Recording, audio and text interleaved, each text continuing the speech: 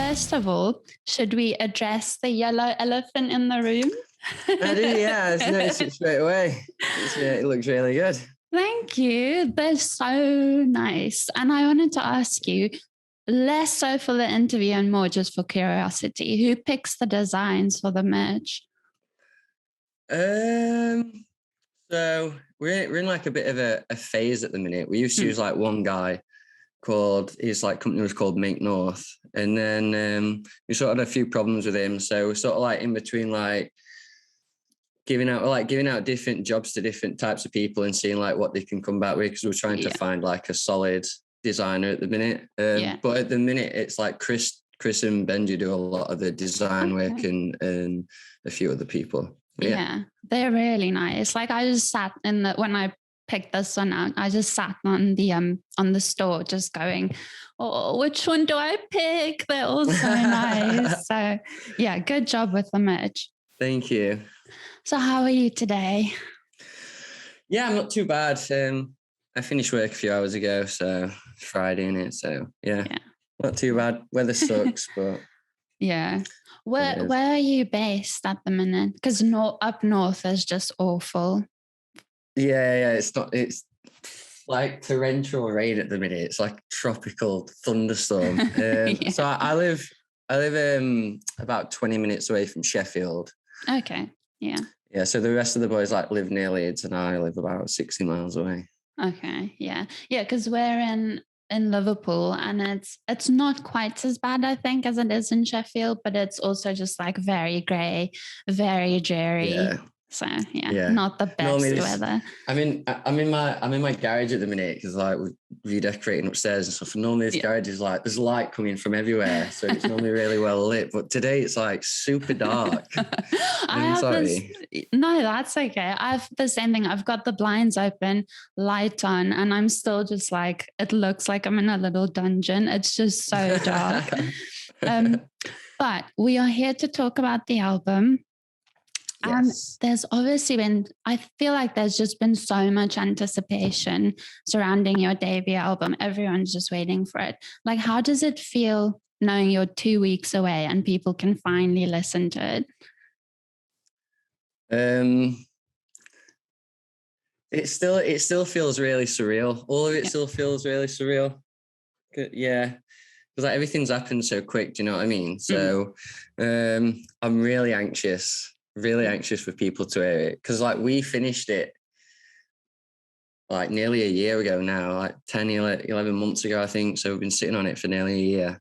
So yeah, really anxious, really excited though, really excited because like there's like this big like build up of tension, I guess, at the minute, to get make sure everything's ready for the launch and everything's in order and stuff like that, and then all this COVID crap's going on at the same time, and you know what I mean. So I'm excited more than anything. Well, that's the right emotion, definitely. Like we've obviously had a listen. We've had a listen, and we'll save everything for the review. But I really enjoyed the album. And I actually did want to ask you, because I feel like we've got 11 tracks and there's a lot of vulnerability on there. Like you're really putting yourself out there, and like that's a scary thing, obviously. So I feel like, what is it you want people to take away for you to go, okay, I'm going to put all of this on the line as long as ... Yeah. I guess I put it out there so much because I want, that's first of all, like that's what I'd want from a musician. Like everyone wants to see that like vulnerability, do you know what I mean? But for me, like it's my way of expressing myself. Like I kind of struggle, like, to sit down with someone and talk about my problems and stuff like that. It's a lot easier for me to do it. It's a lot easier for me to write it on a piece of paper and sing it, I guess. But I want people to be inspired from like almost not my story, but the fact that I want the music to speak of that if you can achieve anything that you want if you just believe in yourself, and you need to disregard the baggage of the past, you know what I mean? Because that's sort of like where I'm at. And I guess that's, so there's a lot of very deep lyrics and deep conversations within it. But but I also want people to take their own stamp away from it. I want them to take their own emotion, feel that emotion, and take that with them. Do you know what I mean? I'm not, and yeah, I don't know. Like, I just want people to see the real me. Do you know what I mean? I've never wanted to be in a band and just be in a band to write music and hey, we're in a band and doing this and that. I want to try and make a difference. You know what I mean? Like, we're a new band, so we've not got like a massive platform or anything like that, but it's what we want to do, and it's what I want to do. I want to do something meaningful. Do you know what I mean? And I want people to like help themselves from that. Do you know what I mean? Like, listening to a song can really listening to one song can like change your whole life. Do you know what I mean? So I want that to happen. I want to inspire. So yeah. Yeah.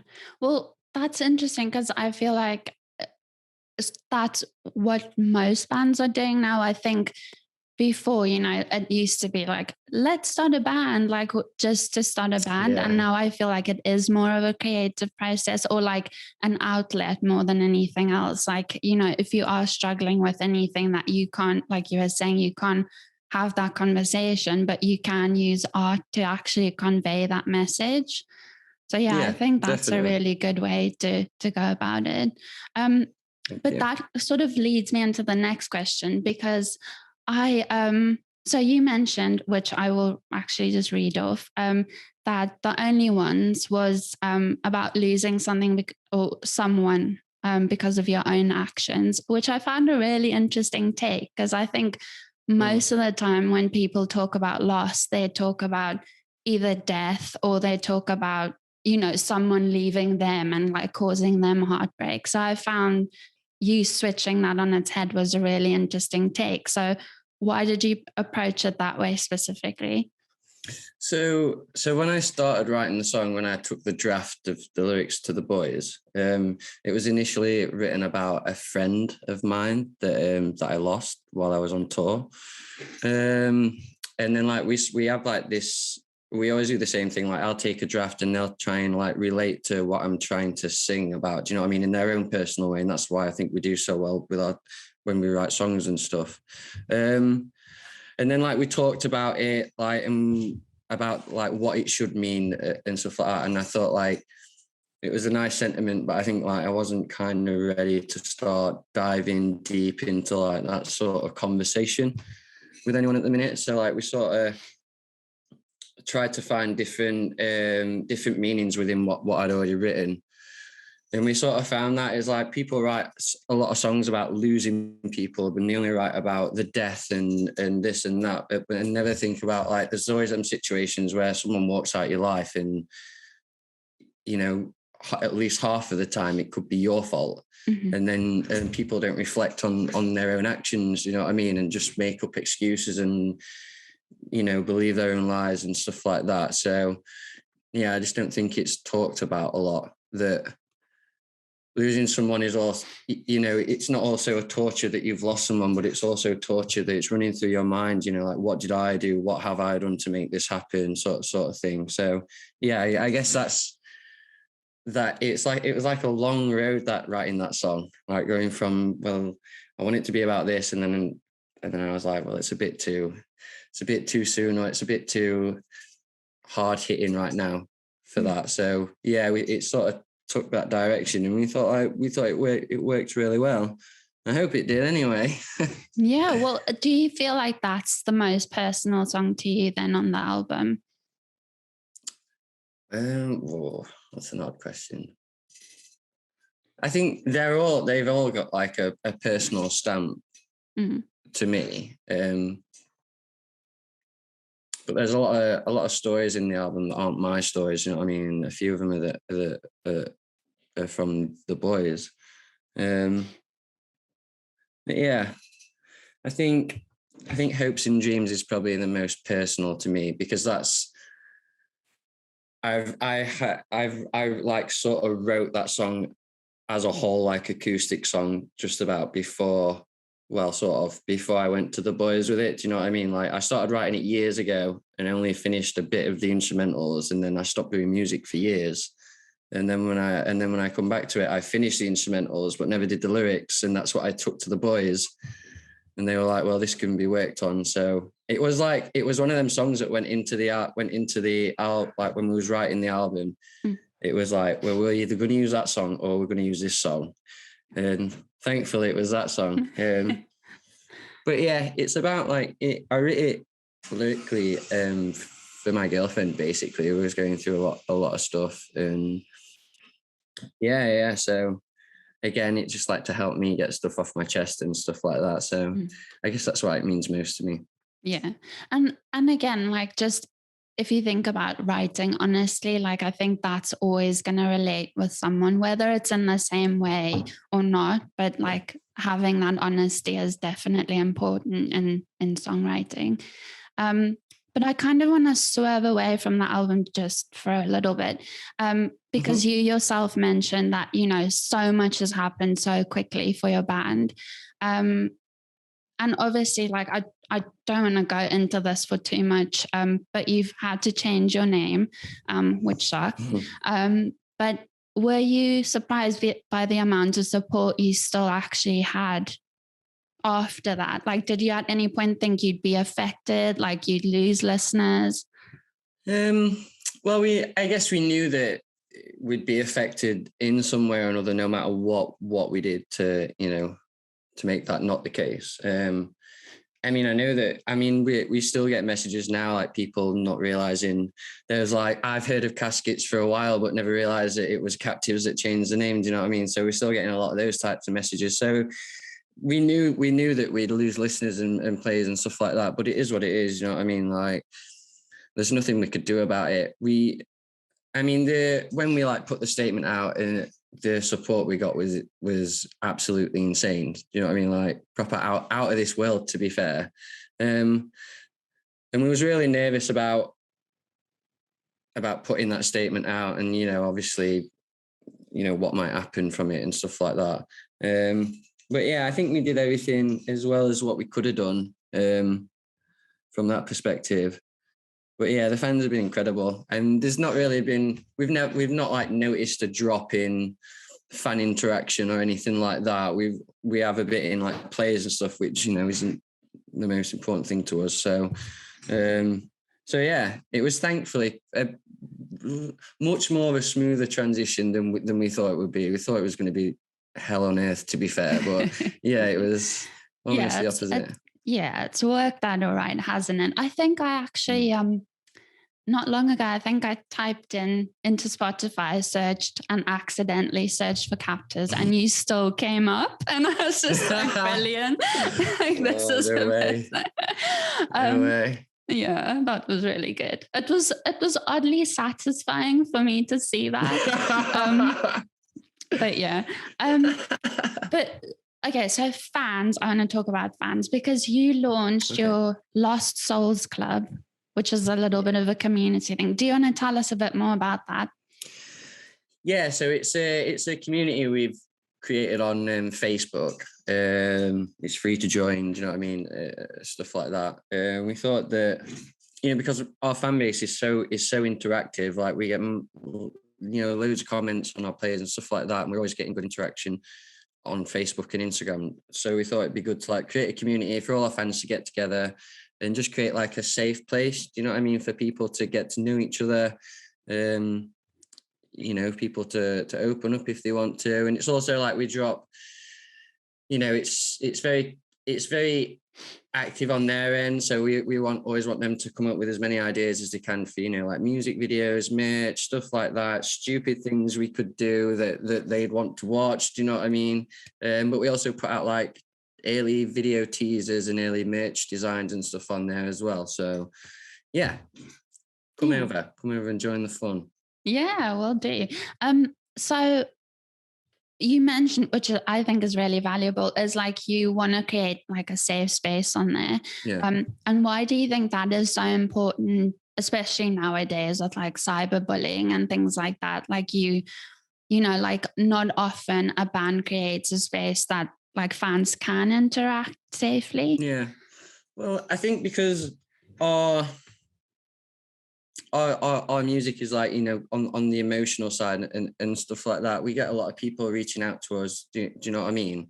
And we thought that it'd be, you know, we always get people reaching out to us saying, well, I don't want to say what they've said, but, you know, that they're having difficulties, you know, they've not got people around and stuff like that. So we thought like the best thing to do is like, you know, to create a community and get these people together in one place and get them to, you know, become aware of each other's problems, and people can relate and bounce off each other and talk and stuff like that. And there's not a lot of them communities. Well, I guess there's a lot of those communities online and stuff like that, but I don't think there's a lot of those communities that don't have trolls in them and, you know, and arseholes basically. So, so yeah.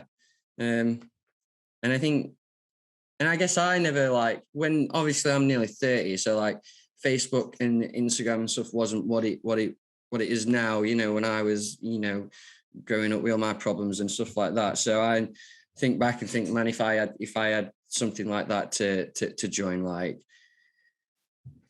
you know, it would have saved a lot of tantrums and arguments and, you know, me being me.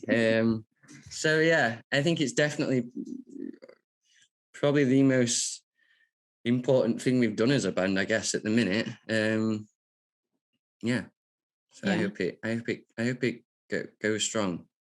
Yeah, because I think you're right. I mean, I won't say, but I'm 30 in my 30s as well, and I agree. Like, I mean, for me especially, like I remember growing up and, you know, being anxious but not being able to talk about it because it just wasn't something you spoke about.